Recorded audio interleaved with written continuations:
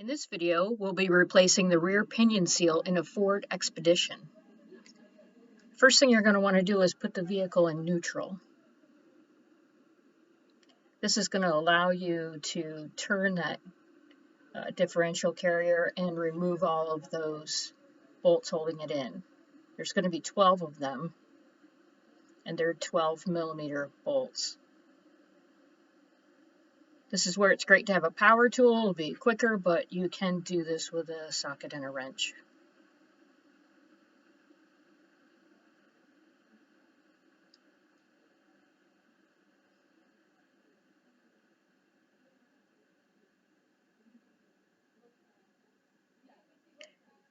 And he's just using a pry tool to remove that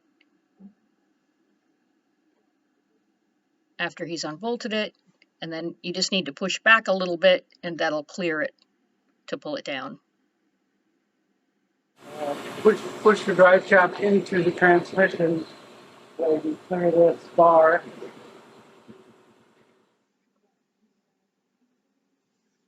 Once you have the drive shaft off, you're going to want to mark your pinion nut and flange because it's important that you put it back at the same tightness. So you're going to want to count those threads so that you can make sure once you put it back that it's in the same position.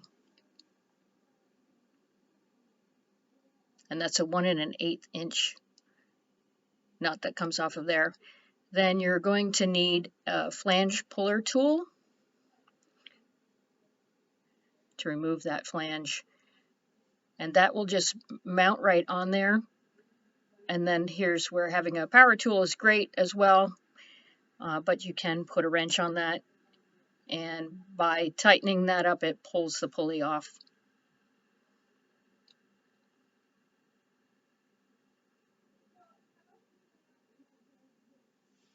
Once you have the flange off, then you're going to remove that pinion seal.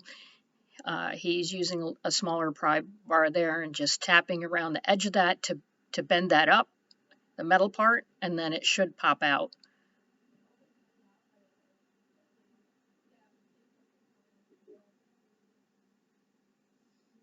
And you'll want to have some kind of a pan on the floor for any leakage that you might have.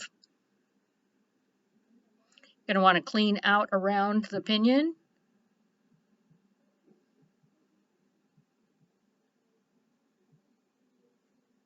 And then you're going to install a new pinion seal, and you will need a driver to put that back in. Once you set the seal in there, you'll use this flat driver to tap that seal in. Where the seal goes, so where the seal rides right here, sometimes you can get like a groove in it. And if you do, then you get a repair sleeve for it. But this one's okay. This one's nice. Now you want to make sure that when you put that flange back up, that you line up the marks that you made.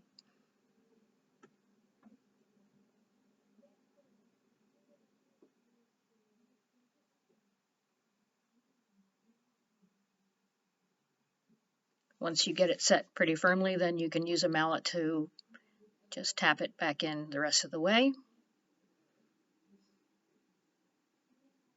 And then you're going to install that drive pinion nut. And you're going to tighten it till it lines the marks and count the threads. So you'll need to tighten it down. You want to make sure that everything is still moving and that those lines that you made line back up and the thread count that you have is the same as when you took it off. You take the brakes off, and then you put a torque meter on your pinion nut, and you measure the torque preload of that bearing, and then you take everything apart, put your new seal in, put it back together, and then as you're tightening the nut, you're going to check that preload, and you're going to keep tightening that nut until you get to the same preload as you had before previously.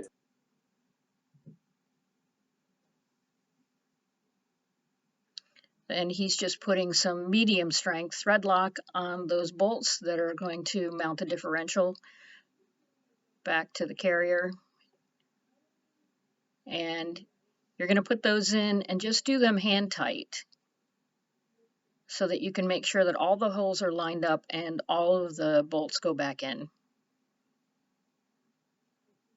And again, he's able to spin that drive shaft so that he can put those bolts in.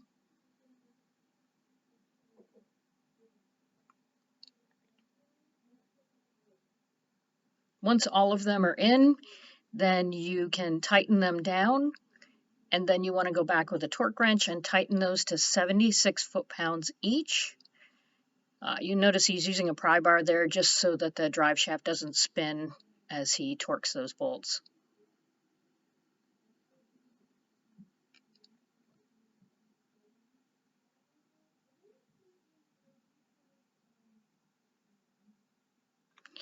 Now you're going to want to refill the rear axle gear oil just for the little bit that might have come out.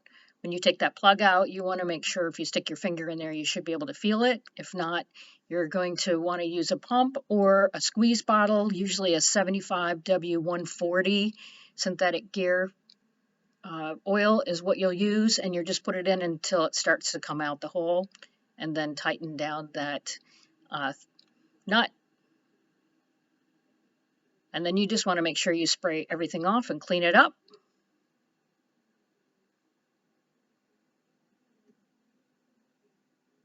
And you're all set.